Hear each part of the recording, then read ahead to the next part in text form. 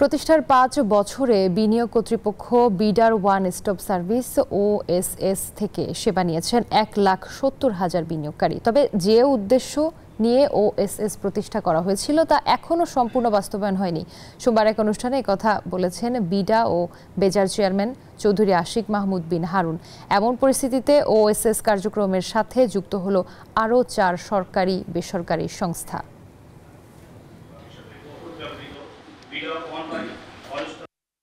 2019 থেকে 24 5 বছরে মাত্র 5,000 সার্ভিস আমাদের উদ্যোক্তারা বা ইনভেস্টররা নিয়েছেন।